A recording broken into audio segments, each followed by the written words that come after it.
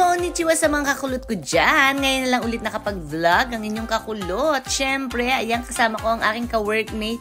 At naka-uniform pa kami, guys. Take note, panalo sa Japan. So, siyempre, guys, break time namin. So, inaya ako ni Higashida-san.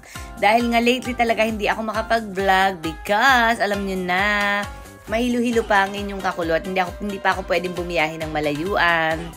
Dahil nga sa aking medicine na tinitake, yung kanyang side effects. So, ayan guys, mahuhuli ba naman ang inyong kakulot sa viewing ng cherry blossom?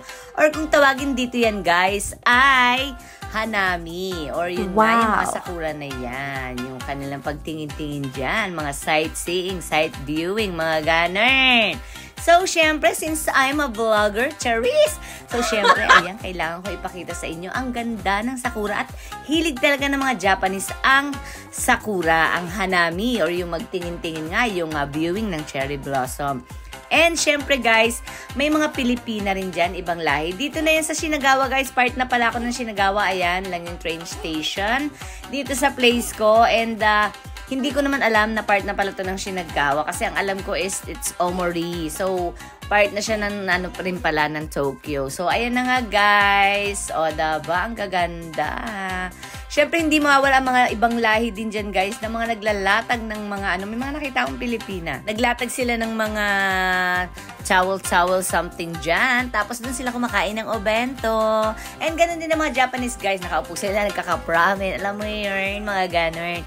Gusto man namin gawin yon, wala na kaming time. So, yung baon lang naming donuts, coffee ang dinala namin. Kasi maiksi lang naman yung oras ng break time, 'di ba? So, napakaganda ng sakura sa bawat lugar dito sa Japan, guys. Lalo na yung ano na to, itong season na ito yung ganito na talagang yung medyo bumubo ka na. Kasi mas maganda raw yung pabuka pa lang kaysa sa bukang-buka na, sabi ni Higashida-san. Kaya inaya niya na ako agad. Ngayon na nga raw yung time na mas magandang tignan. So, syempre, ayan, di na ako nakapag-video, picture lang dahil habang kumakain kami kasi nga may kausap ako sa cellphone.